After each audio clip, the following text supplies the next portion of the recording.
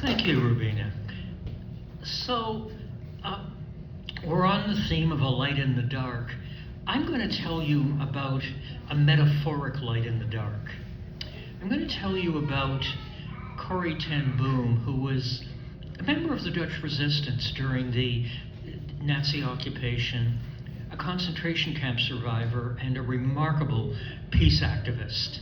And I think she and her family brought a lot of light in a dark time in Europe's history.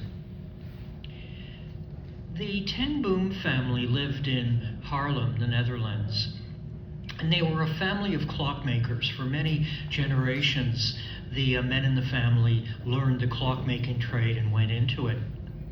Corrie ten Boom was the first woman in the family to learn clockmaking, and not just the first woman in her family, but the first woman in Holland to be a clockmaker. So that was a remarkable accomplishment in its own right, but it still paled compared to what else she did. The ten Boom family were devout Christians in the Dutch Reformed Church, and they believed that sometimes Christians had to live their faith. Praying and going to church wasn't good enough.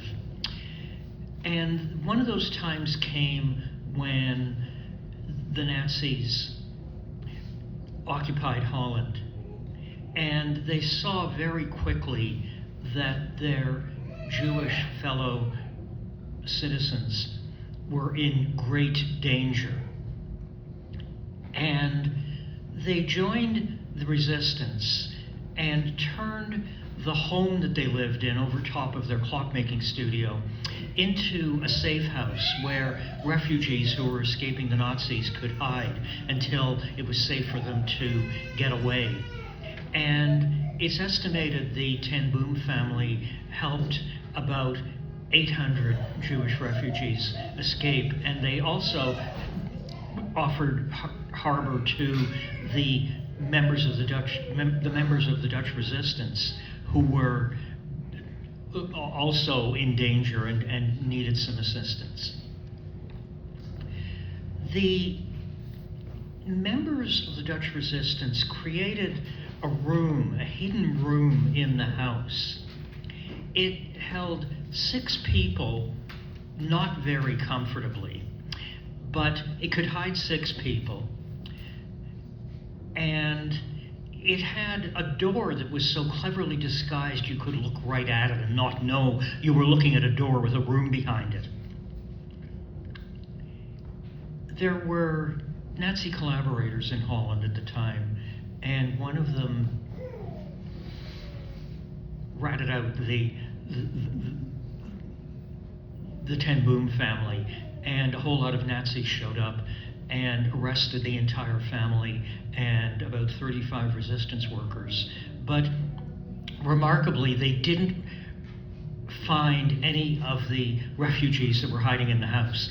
They hid in a secret place with this secret hidden door, and they actually rescued people on the day they got arrested. After that, the family got split up and they got moved all around the concentration camp system. But one blessing happened, and there were some interesting good developments.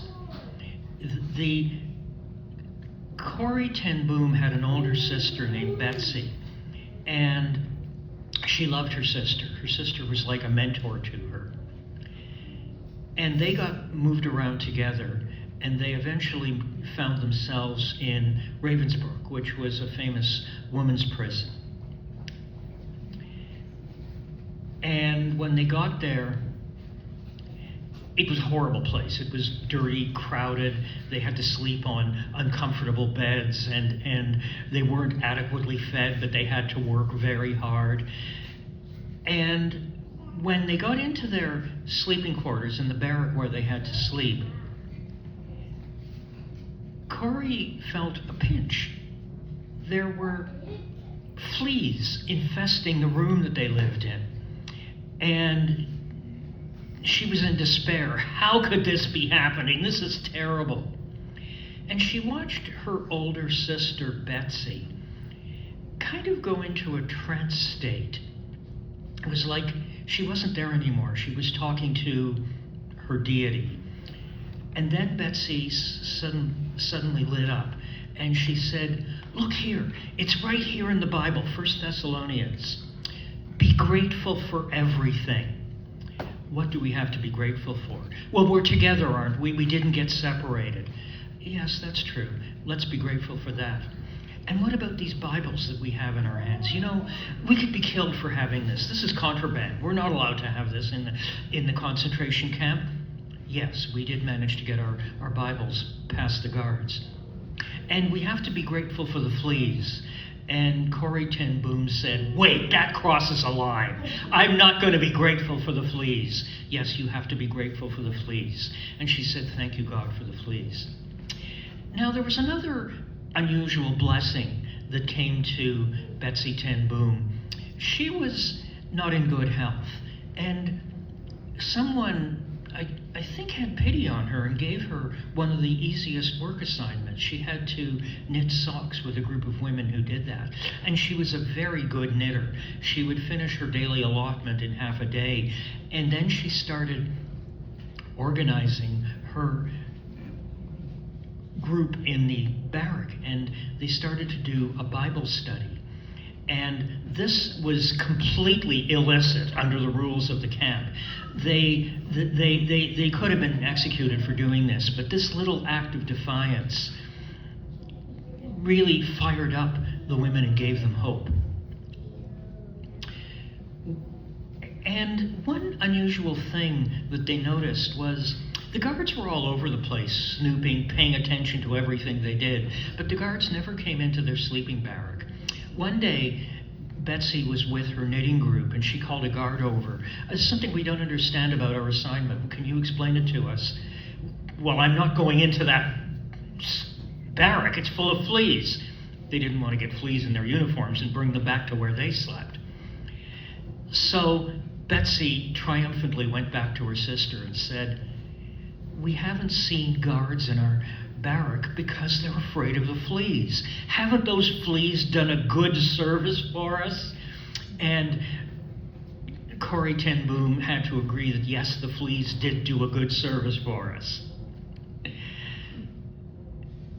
Betsy's health was fading, and it's remarkable when I read the reports of this historic incident.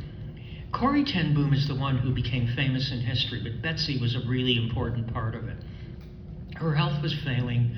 She knew she didn't have a long time, and she made an agreement with her sister. She said to Corrie, you have to heal Europe after this horrendous episode in our history. You have to start a worldwide ministry, and you have to write a book. Betsy passed away, and 11 days later, Corrie got discharged from the camp. It was a clerical error, and she took full advantage of it and got far away from the camp before anyone sorted it out and tried to get her back. And I can't help thinking that even though her sister's death must have been agonizing, in a way it was timely. She didn't have to accept her new freedom and leave her sister behind in the camp. She was able to leave completely unencumbered and make a new start. After the war, she started to establish healing centers for people who'd been impacted by the concentration camps. And here's the remarkable thing. She invited two groups of people to the healing centers, the inmates who survived the concentration camp experience, and also the Nazi collaborators, which was an incredible tribute to her forgiveness, because she'd been sent to the camp by one of the collaborators. She knew that they were on the wrong side of history, and it was easy for the population to hate them, but she thought they deserved compassion too. Corrie ten Boom left a lot of inspirational quotes, and one of them was, "Forgiveness is an act of will. I can always exercise my will, no matter the temperature of my heart." And once, when Corrie ten Boom was in Germany, she actually met a guard who'd been working at Ravensbruck camp, who'd been particularly mean-spirited to her sister. And she even forgave him. So that was the first part of this charge that her sister gave her. She did establish a worldwide ministry. She created peace camps for children in several different countries and taught children about peaceful coexistence. And in 1971, at a very advanced age, I think she was over 70 at that point, she wrote The Hiding Place. And it was a memoir of her whole experience.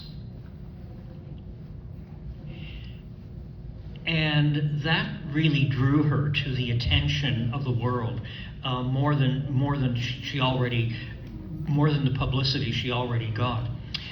The Hiding Place has been filmed twice and also turned into a stage play.